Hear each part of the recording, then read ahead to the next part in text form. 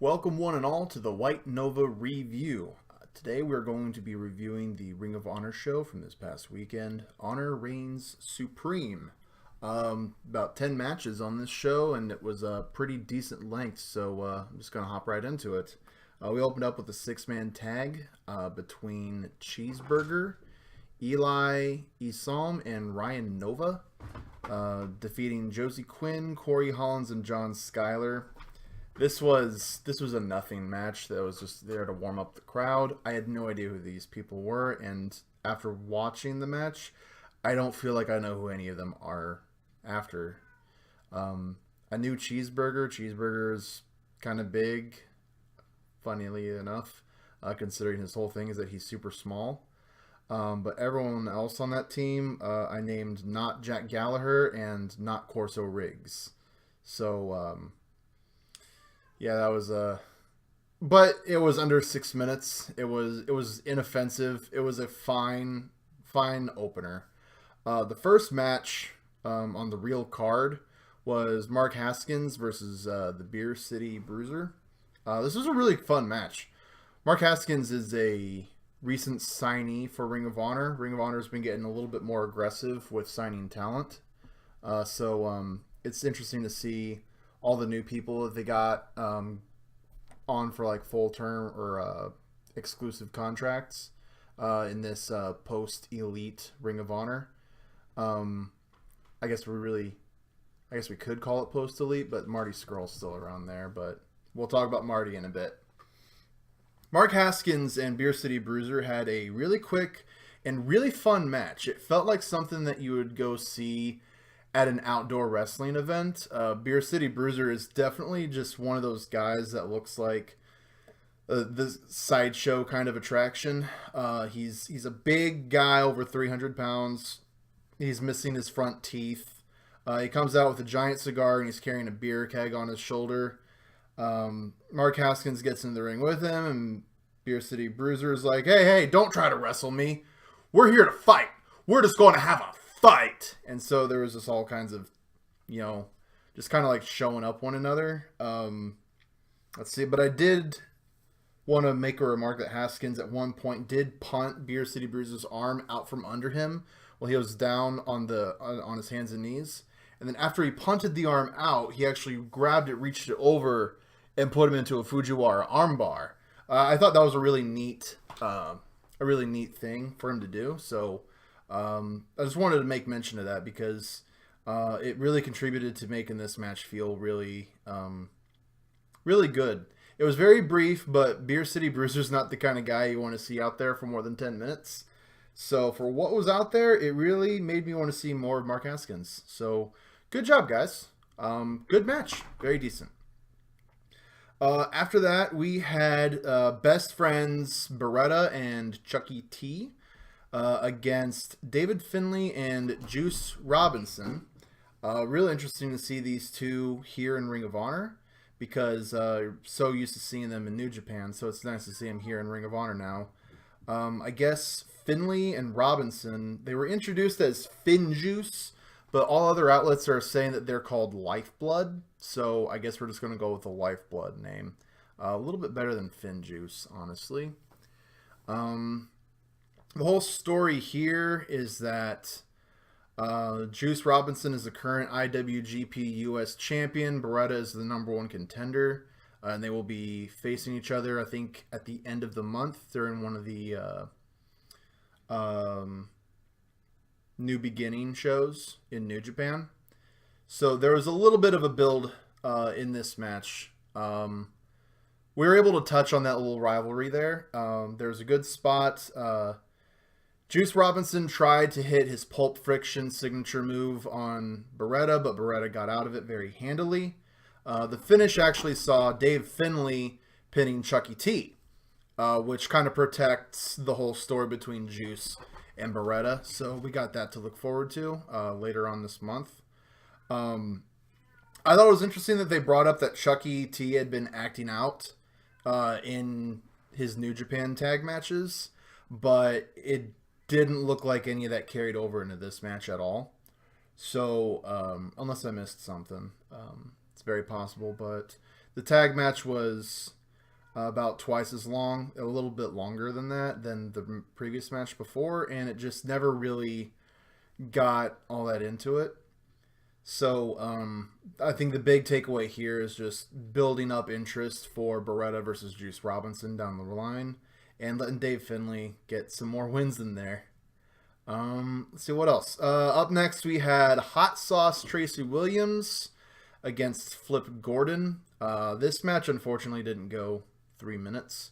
I thought it was funny to note that Tracy Williams was out in something like a sling. Like, he was bandaged up, but Flip was looking like he was good to go. But then Flip hits a corner drop kick, and when he touches down, he immediately clutches his knee and falls down. And to his credit, he tries to keep going, but it eventually ended in a ref stoppage.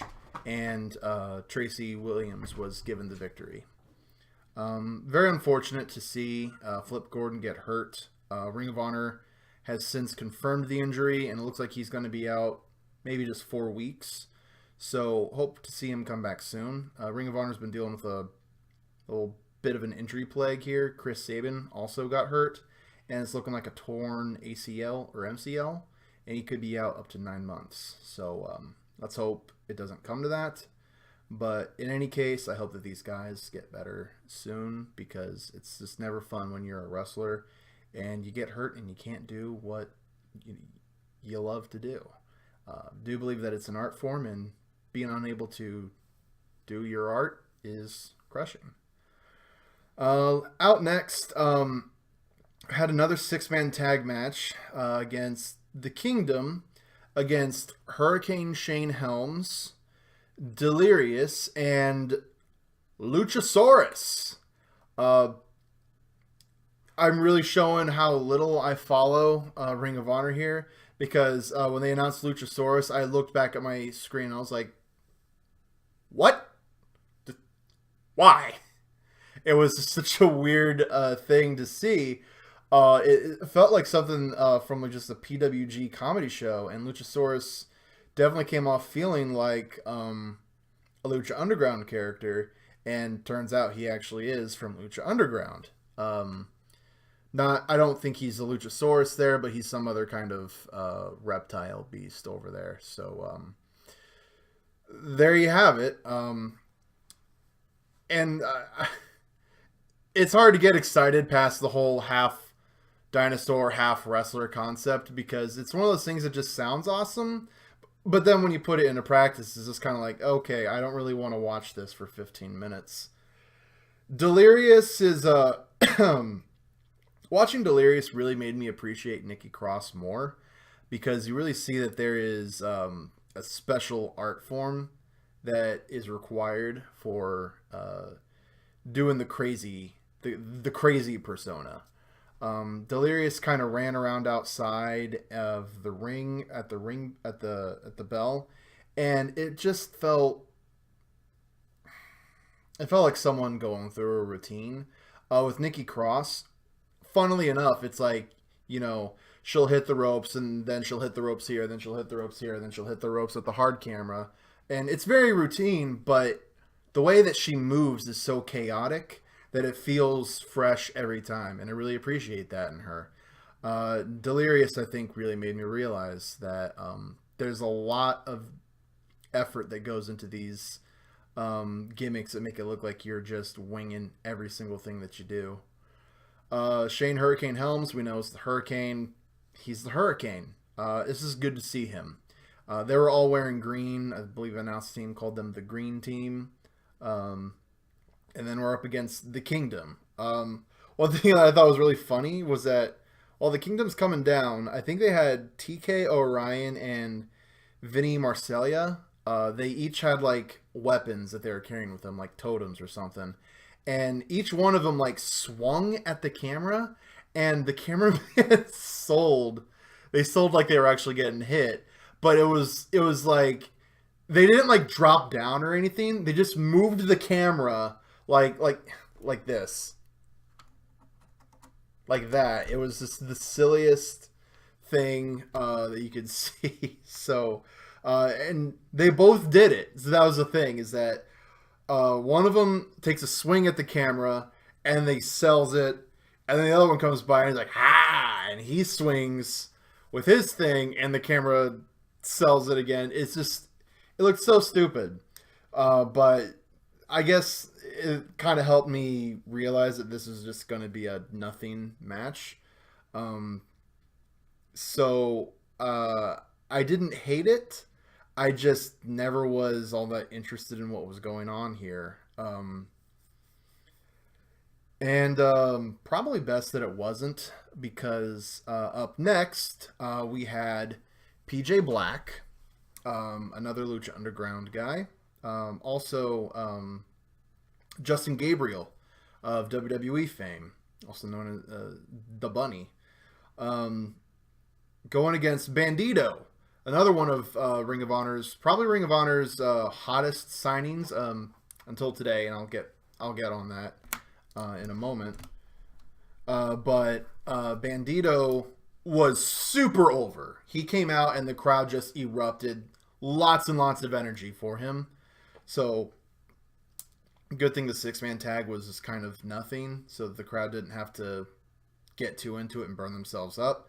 They were just waiting for this match.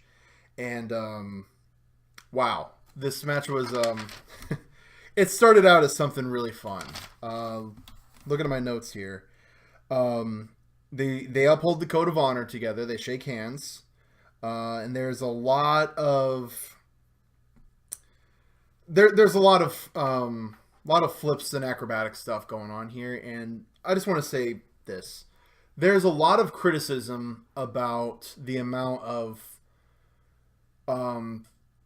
flippy athletic stuff that we see in wrestling matches today that people are getting excited about, that's kind of missing the point of what wrestling is. And to an extent, I can follow that, and I agree. I love a good technical wrestling match, and I really hate it when things become a spot monkey spectacle. But here, Bandito and PJ Black were doing some chain wrestling, and what they would do is they would start doing all this flippy stuff. But the way they did it, it almost felt like a dueling banjos kind of thing, where someone was trying to be like, okay, so you can do the headstand handspring off the ropes. I can do that, and then I'm going to stick here in the handstand as well. It's like they were trying to show up one another, and you could really tell that, because when Bandito was doing his headstand thing, PJ Black is looking at him and he's clapping his hands. He's like, okay, nice, very nice. And he goes for another handshake, and that's when PJ Black takes in a cheap shot, and we go back, and then we just have another wrestling match. My tolerance for the flippy stuff kind of died out after that point, because Bandito went for 3 dives to the outside of the ring, and they counted it 1, 2, 3, and then they got back in the ring, did some other wrestling, and then PJ Black gets to do his 3 dives to the outside of the ring. It felt a little offbeat with the whole, what I said before, the dueling banjos flips and stuff. And then as it went on, Bandito's lucha stuff was starting to get kind of sloppy. I don't know if it was just poor communication with PJ Black, or if he was just getting tired, or maybe he's just not used to the Ring of Honor ring. I don't know what it was, but it was very visible that his lucha just wasn't in top form here.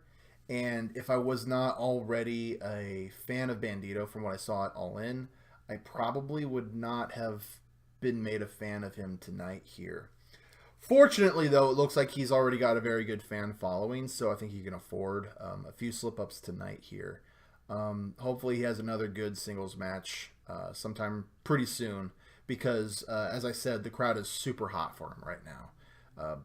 Bandito was a huge get for Ring of Honor, and hopefully he ends up being worth the investment. Let's see. After Bandito and PJ Black, we had a 4-way match, 4-corner survival. It was Ring of Honor does these really interesting setups where they'll have a match um, involving the champion, and if the champion loses, the winner is given a title shot. I love that concept. For this match, the the idea was that whoever pins the champion immediately gets the one-on-one match. So if any of the other guys pinned the champion, the match would start off again as a singles match between the winner and the champion with the title on the line. A little convoluted, but it's something feel like everyone was able to follow. Everyone kind of got that. So we got Rhett Titus coming out first. Super scrawny, but he's like scrawny buff, so he's out posing and flexing like he's Chris Masters. Then we had Jonathan Gresham, the Octopus, had a very good match with Zack Sabre Jr. a few weeks ago. Kind of put him on my radar as someone to be watching because he's pretty all right. He's pretty all right. Then we had Shane Taylor, who looked like a 1990s ECW guy or a cool, edgy WCW dude. And then out comes Jeff Cobb, the current Ring of Honor television champion. Jeff Cobb, if you've not seen this guy, he's amazing. I love Jeff Cobb. He reminds me a lot of Yokozuna Hakuho, an actual Yokozuna, not Yokozuna, the 90s wrestler, but sumo wrestler Hakuho. It reminds me of him in a lot of regards. Just his presence, his facial expressions, his crazy strength and speed. Jeff Cobb is, if he's not on Vince McMahon's radar, he will be in 2019. I'm sure of it. So they start out. Shane Taylor takes the mic and he cuts a promo. He says he doesn't like anyone here. Looks at Jeff Cobb. Says some really mean things and then just storms off. And he's gone for the rest of the match. So it's now just a triple threat. And basically the triple threat comes down to Jeff Cobb alternating between Titus and Gresham, looking like just showing up behind him and looking angry, and them reacting, which it did not get old seeing it just the two times. It felt very nice. Let's see. Jeff Cobb is billed as undefeated in Ring of Honor right now, so I'd seen him a few times in New Japan, and Jeff Cobb actually lost at Wrestle Kingdom, so it was kind of hard to buy the undefeated thing. But if you're going undefeated as far as Ring of Honor talent and Ring of Honor matches, then okay, sure. That's fine. Let's see. Oh, Gresham does a diving crossbody over to Cobb and just bounces off of Jeff Cobb. Jeff Cobb just stands there, and tiny little Gresham just goes, yeah, and just bounces off and looks up at Cobb like his facial expression was just perfect. Just the little guy trying to do a diving move onto a big guy, and it doesn't do anything. Jeff Cobb no-sold it like a monster. That really made me smile, and that really made me enjoy getting to see Jeff Cobb just be a big time hoss. Let's see.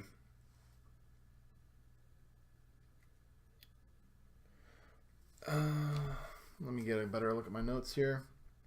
Let's see. Oh, Jeff Cobb did miss a drop kick on Titus while Titus was up on the top turnbuckle, but Titus still sold it. But I forgot about that really quick because shortly after that, Jeff Cobb hopped up and got a one-armed superplex off. Amazing. Just looked really good. The superplex was awesome. Let's see. Titus Um, let's see. Gresham tries to hit a shooting star press on a Titus, but Titus gets the knees up. Jeff Cobb hits his finisher. If you've not seen his finisher, it's oh my gosh, I love it. It's a running power. It's not a running power slam. It's a catching power slam where he'll pick the guy up and almost pick him over like he's going to slam him here, but then he stops and then picks him back up and slams him this way. It's just such a showcase of raw power, and it always looks impactful. No matter how much momentum the guy has beforehand, if there's a little or a lot, Cobb is able to deliver consistent looking impact with that second rotation when he slams him down. Always looks good. Always looks great. Love Jeff Cobb. Great match. Great match. Less than 10 minutes too. After that, Shane Taylor came back out and beat on Jeff Cobb. I think he wants to go after the TV title somehow. Excuse me. Okay, sorry, my cat is very ornery after midnight. She's like a gremlin. So after that, we had Jenny Rose versus Kelly Klein.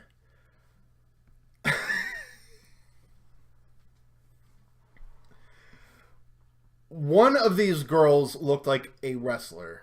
The other looked like someone pretending to be a wrestler. And the one who looked like a wrestler was the women's champion right now.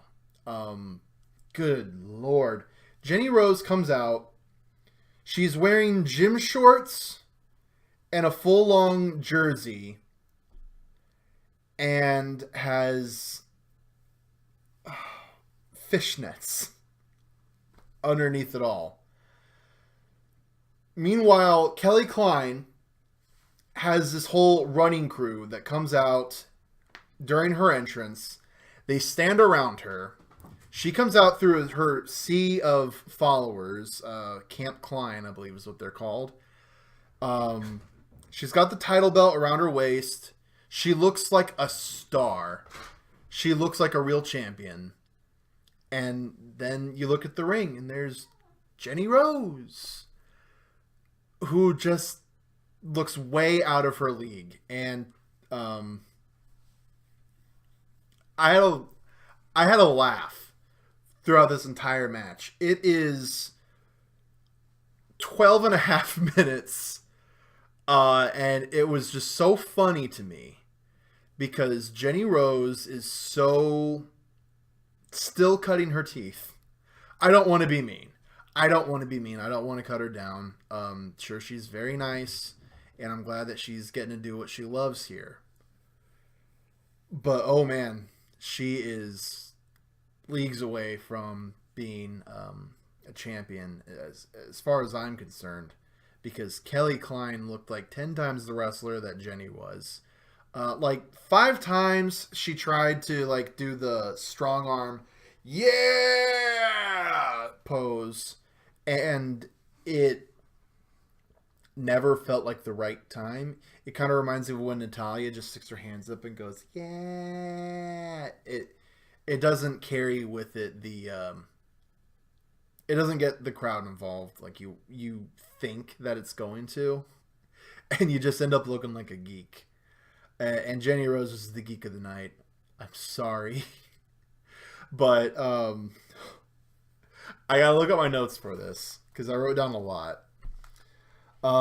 Kelly looks like a champ, very strong with her Titantron and Camp Klein. Jenny looks just like a kid. She looks like a kid at your at a varsity football game. Let's see. I write down, God bless Kelly Klein for selling as she did for Jenny in this match. And I really mean that. Kelly sold her ass off. She really tried to put over Jenny Rose as a credible threat. Bless you, Kelly Klein. So Jenny reaches under the ring, and because this is a street fight, So Jenny reaches under the ring to try to get a weapon. She passes over a wrench that commentary called her out on and grabs a bungee cord, which they thought was a Twizzler at first or something. And she holds it up like, yeah, I'm going to use this. And I don't know what she was planning to do with it because she just climbs up to the top rope. So she's holding the bungee cord and she's up on the top rope. I don't know what she planned to do, but Kelly Klein got back into control and took that bungee cord and wrapped it around her neck and started choking her with it, which was great. Commentary really irritated me because Jenny, she doesn't want to actually die, so she's got a finger under there while her hand is here to look like she's grasping at her throat, but she has a finger in between the cord so the cord does not go against her larynx and actually choke or kill her. But commentary is like, oh, she's got a finger under the cord, so it may not be as effective as you might think, and that really irritated me. Commentators need to get the fans, they need to make the fans believe that what we're seeing is real, and calling out something like that really feels like someone on stage of a show pointing out the strings. You kind of kill the magic a little bit when you do that.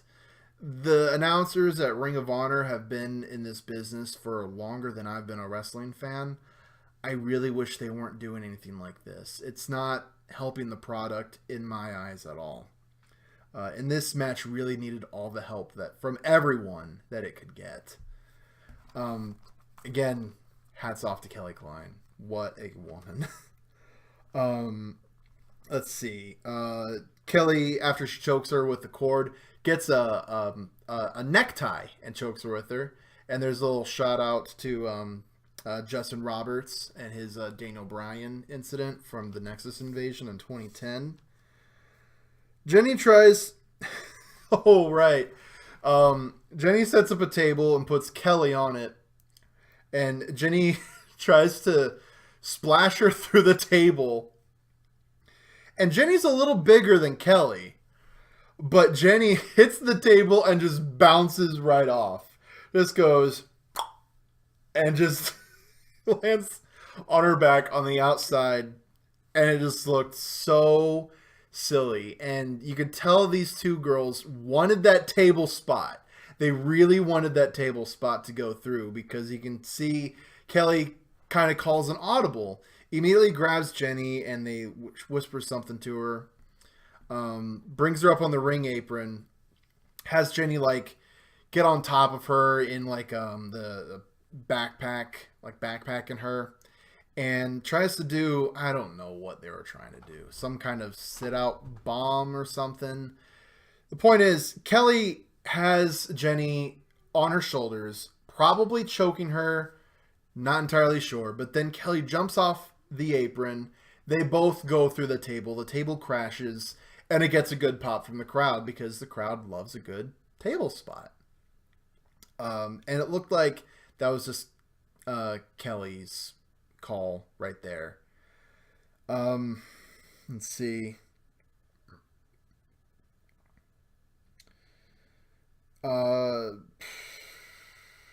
Let's see.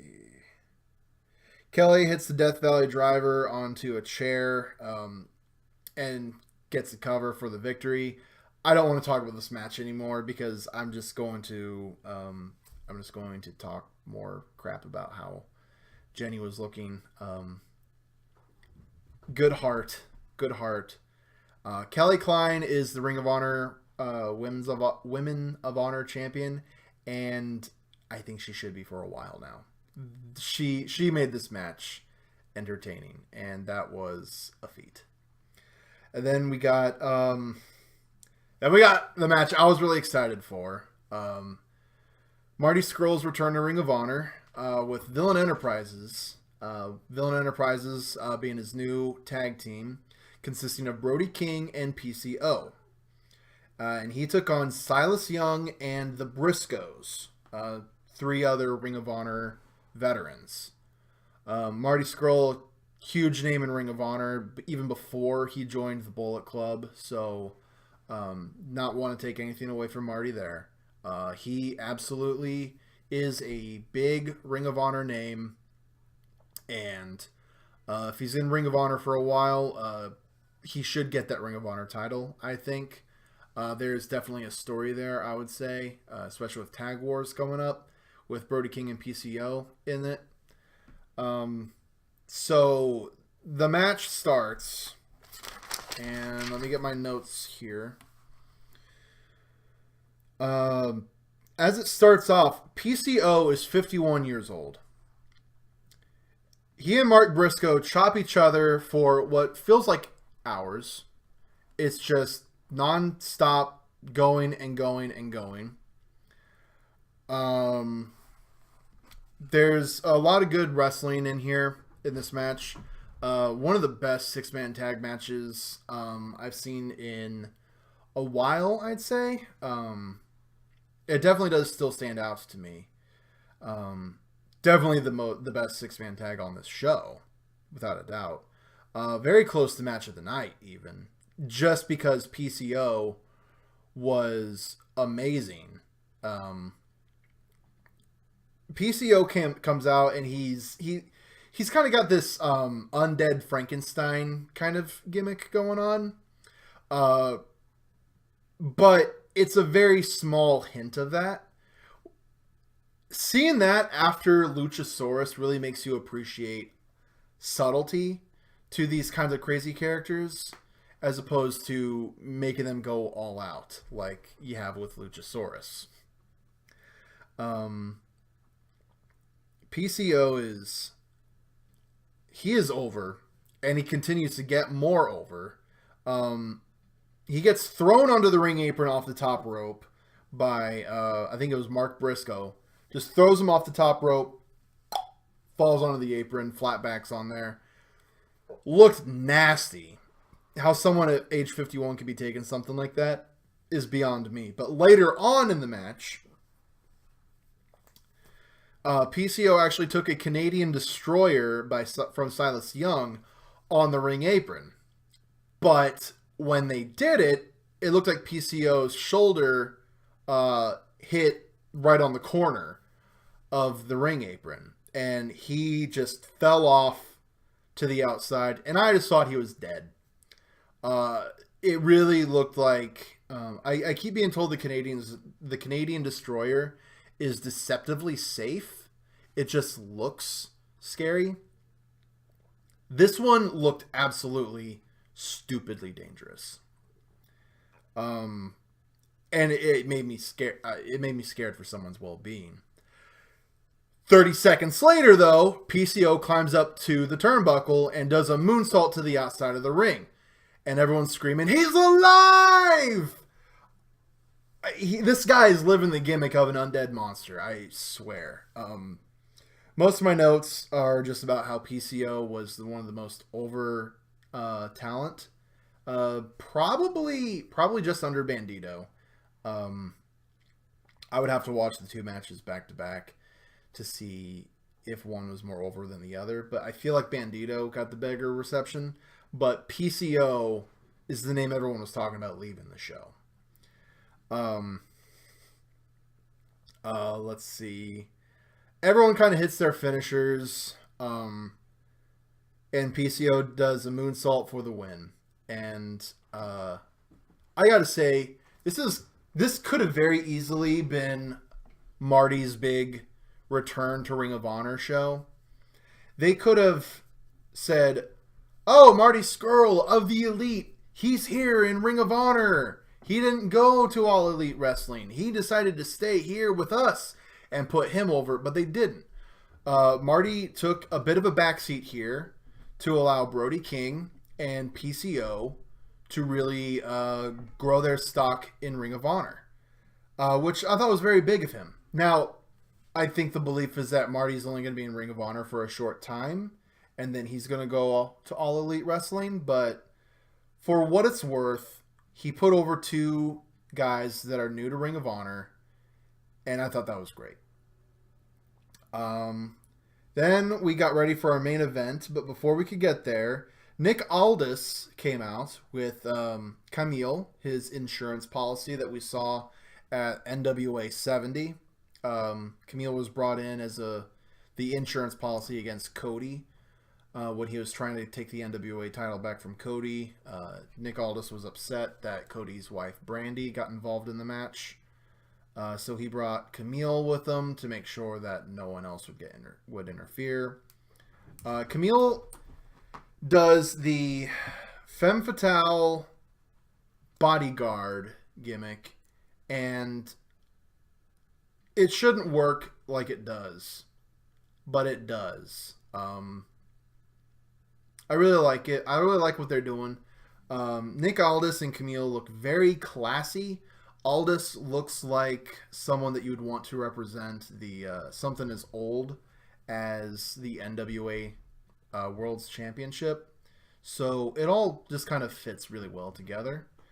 He goes out there, he announces that Ring of Honor will be working together with the NWA to do the Crockett Cup later this year.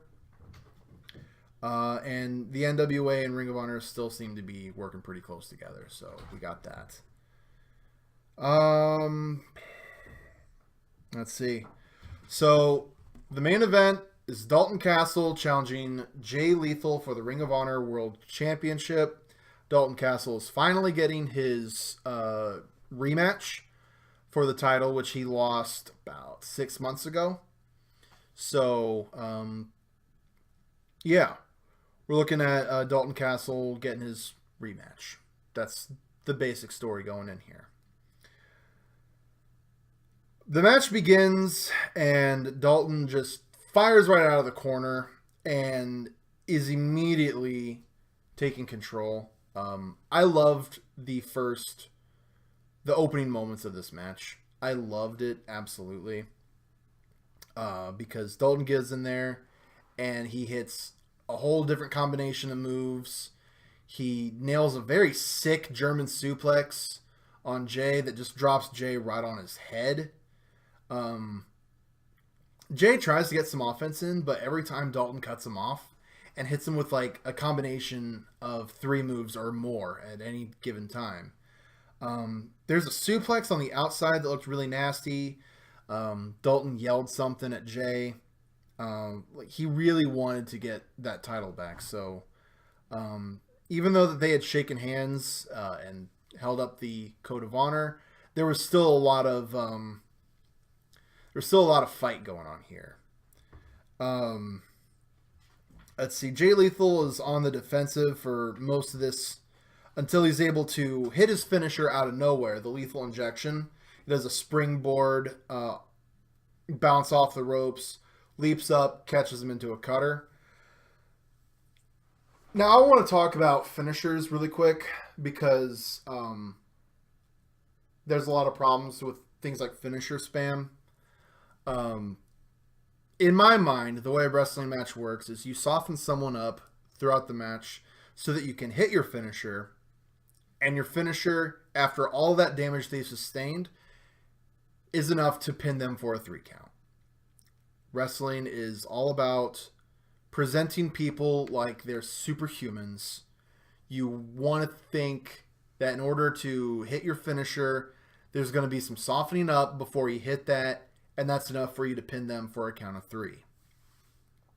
So, Jay Lethal hits the lethal injection after getting no offense in. It's almost like he had to hit that as like a little emergency button in order to stop Dalton from just wailing on him throughout the rest of the match. Jay does a very weak cover. He doesn't hook the leg. He just kind of gets on top of Dalton, and Dalton kicks out at 1. A lot of people might get upset that Dalton is kicking out of a finisher at 1. But for everything, this is like the first bit of offense that Dalton really had taken in the match. Doesn't surprise me that he's going to kick out at 1 here. This was one of Dalton's better matches that I have ever seen. He was very much Very dominating throughout the match, especially in the opening bits. As soon as Jay is able to get momentum on his side, he begins targeting Dalton's back, which had a history of problems. Dalton actually comes out with a weight belt on that's just kind of there to help alleviate some back strain. So there's lots of knees to the back. Let's see. Yep.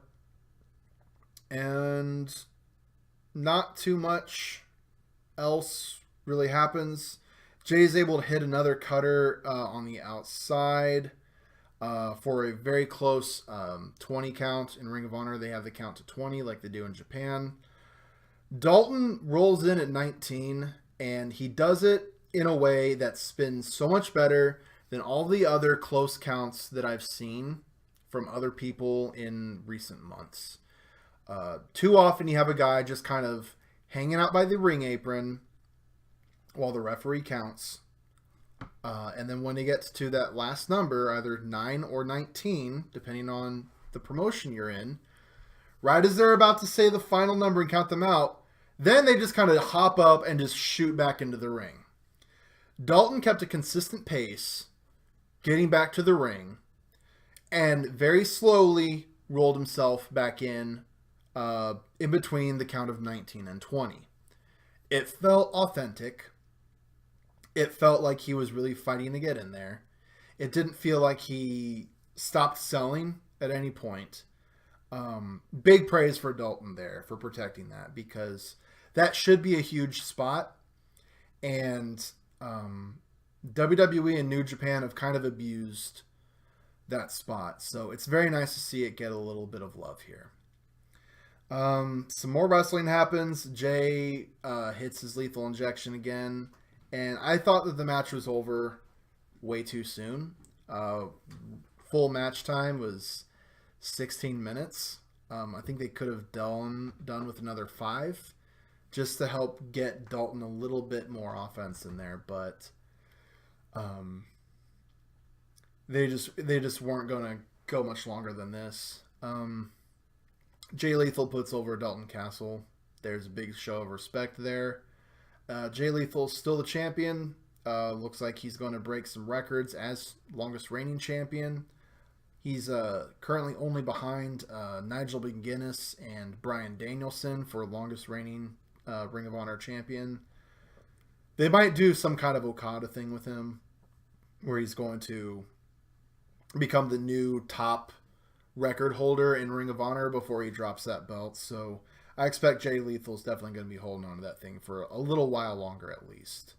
But I would like to see Marty Scurll win that belt before he's on the out. Marty Scurll, I've said before, has criminally been underutilized since the Elite started kind of doing some things. The comedy stuff that he's been stuck in, especially throughout the Best Super Juniors, kind of hurt my soul. So seeing him fight Okada All In was a real treat. Seeing Marty being a real villain in Ring of Honor on this show was delightful. So I hope to see more of that in the future. So that was that for Honor Reigns Supreme. All in all, a decent show. There's some different kinds of wrestling for everyone. You got some pretty good ring psychology with Jay Lethal and Dalton Castle. You got your comedy matches. You got some that are very lighthearted. You got Jenny Rose out there. And then you get Bandito and PJ Black giving us an acrobatics display, which people really seem to love. Again, I hope that Flip Gordon heals up and is back in action soon. Same with Chris Sabin. Injuries are terrible, and my heart goes out to all of them. Yeah, so tell me what you think about this show. If there's any other shows that you think I should check out, please be sure to let me know. And I will see you in the next video.